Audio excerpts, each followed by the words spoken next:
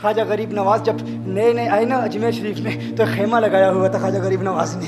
خیمے میں خواجہ غریب نواز عصر سے لے کر مغرب کے وقت تک روتے رہتے تھے. ایک نوجوان اجمیر سے باہر گیا ہوا تھا پڑھنے کے لیے, کچھ عرصے کے بعد واپس آیا اور اس خیمے کے قریب سے گزر ہوا اور گزرا تو رونے کی آواز آئی. فوراً دیکھتا ہے کہ خواجہ غریب نواز رو رہے ہیں, ابھی غیر مسلم ہے, اسلام قبول نہیں کیا. فوراً گھر جاتا ہے, ماں سے پوچھتا ہے, ماں یہ مسلمانوں کا گرو کیوں روتا ہے, مسلمانوں کا بابا کیوں روتا ہے؟ میں ہر روز گزرتا ہوں, عصر سے مغرب کے مابین جو وقت ہے یہ روتا ہے. ماں نے کہا جاؤ اس سے پوچھ لو کیوں روتا ہے. وہ نوجوان خواجہ غریب نواز کے خیمے کے اندر آیا, کہا بابا میں ہر روز یہاں سے گزرتا ہوں, آپ کے رونے کی آواز آتی ہے, بتائیے آپ کیوں روتے ہیں؟ کہا جاننا چاہتے ہو میں کیوں روتا ہوں؟ میں نے ایک مدت اپنے مرشد کے ساتھ گزاری ہے, مرشد کی خدمت میں گزاری ہے, مجھے اپنے پیر کی یاد رلاتی ہے, پیر کی یاد رلاتی ہے. میں عصر سے مغرب کے وقت تک اپنے مرشد کی یاد میں روتا رہتا ہوں. اس نوجوان نے کہا اچھا میں نے تو سنا تھا کہ انسان کو جب درد ہوتا ہے, تکلیف ہوتی ہے تو تکلیف انسان کو رلاتی ہے, آپ کو تو محبت ہے,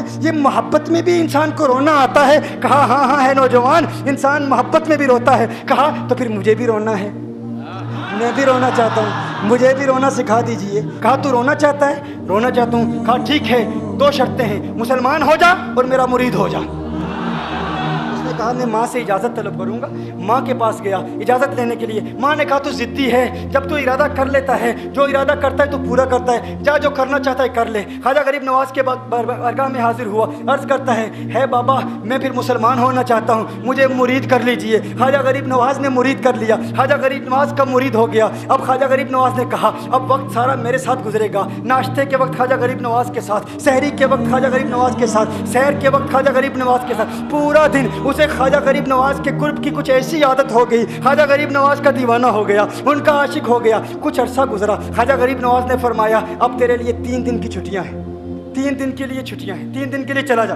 اس نے کہا مسئلہ ہی کوئی نہیں, ایشو ہی نہیں, پرابلم ہی نہیں, ٹھیک ہے 3 دن کے لیے چلا جاتا ہوں. اب جب 3 دن کے لیے گھر گیا, کہا 3 دن کے لیے تو اب مجھ سے ملاقات نہیں کر سکتا, مجھ سے ملنے کی اجازت نہیں ہے. اس نے کہا ٹھیک ہے نہیں ملوں گا. گھر گیا, پہلے دن جب گھر گیا یہ وہ نوجوان تھا جو 3 روٹیاں کھایا کرتا تھا, آج ایک لقمہ بھی نہیں کھا پایا, ایک لقمہ بھی نہیں کھا پایا. اسے کچھ ہو گیا, کہہ رہے مجھے کچھ ویکیوم سا محسوس ہو رہا ہے, کچھ دل میں کمی سی محسوس ہو رہی ہے. یوں وقت گزرتا گیا, رات کا وقت آیا, آنکھ نہ لگی, سو نہ پایا, مکان کی چھت پر چلا گیا. ماں نے دیکھا بیٹا چھت پر کیوں چلا گیا؟ ماں چھت پر جاتی ہے, بیٹے کیا ہوا؟ کہا پتہ نہیں ماں, پتہ نہیں ماں, میں تو فوراً سو جاتا تھا, آج نیند بھی نہیں آ رہی, آج کھانا بھی نہیں کھا پاتا. ماں تو چلی جا. ماں چلی جاتی ہے. یوں جب سحری کا وقت ہوتا ہے اس کی آنکھوں سے اشکوں کی برسات جاری ہوتی ہے, اس کی آنکھوں سے اشکوں کی برسات جاری ہوتی ہے. وہ رو رہا ہے, اس پر رکت تاری ہے. ماں آتی ہے, بیٹے کیا ہوا؟ کہا ماں مجھے پیار ہو گیا ہے, ماں مجھے محبت ہو گئی ہے, ماں مجھے عشق ہو گیا ہے. جا غریب نواز کے پاس, کہا مجھے بلا لو, اب یہ جدائی برداشت نہیں ہوتی, اب مرشد کی جدائی برداشت نہیں ہوتی. ماں فوراً خواجہ غریب نواز کی بارگاہ میں حاضر ہوتی ہے. کہا میں نہیں جانتی ہے مسلمانوں کے بابا تو نے میرے بیٹے کو کیا دے دیا, تمہارا تعلق نہیں سمجھ پاتی, تمہارا رشتہ نہیں سمجھ پاتی, لیکن وہ تو رو رہا ہے, کہتا ہے واپس بلا لو. خواجہ غریب نواز نے کہا نہیں ابھی وقت نہیں ہے, میں اپنی زبان میں کہتا ہوں. گویا کہ خواجہ غریب نواز نے کہا ہوگا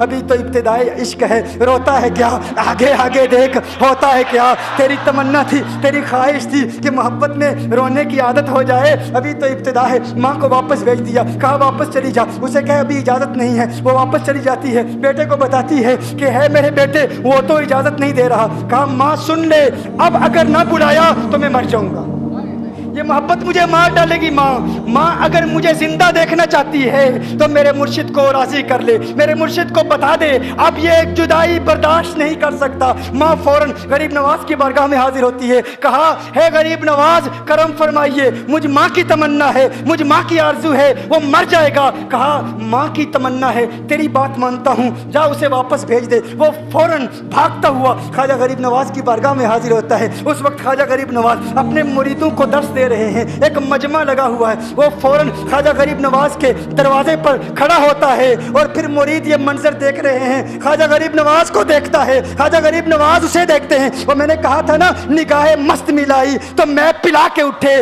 جہاں وہ بیٹھ گئے میں قدا بنا کے اٹھے. خواجہ غریب نواز نے اس کی آنکھوں سے آنکھیں ملائی اور پوچھا اب پتا چلا محبت میں رونا کیسے آتا ہے, اب پتا چلا.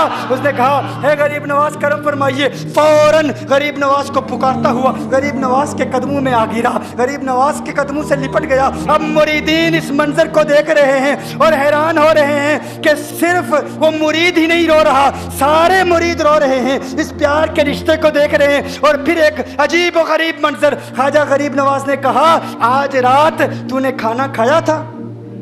कहा नहीं खाया था, नहीं खाया था। ख्वाजा गरीब नवाज ने फरमाया, मैंने भी नहीं खाया था, मैंने भी नहीं खाया था, मैंने भी नहीं खाया था। फिर ख्वाजा गरीब नवाज ने फरमाया, आज रात सोया था? कहा नहीं सोया था। कहा आंख मुझे भी नहीं लगी, नींद मुझे भी नहीं आई। ये मंजर सब मुरीद देख रहे हैं, वो मुरीद भी रो रहा है और ख्वाजा गरीब नवाज की आंखों में अश्कों की बरसात जारी है। ये वो रोने वालों का मकाम है।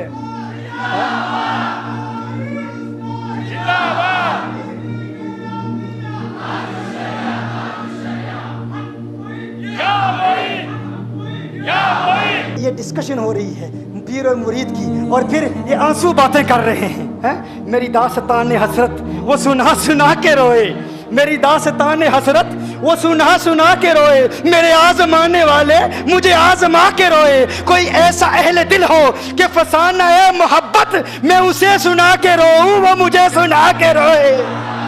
मैं उसे ये रोने और हम रोने पे आ जाएं तो दरिया ही बहा दें। ये चिश्तियों का रोना है, हम रोने पे आ जाएं तो दरिया ही बहा दें। शबनम की तरह हमें रोना नहीं आता।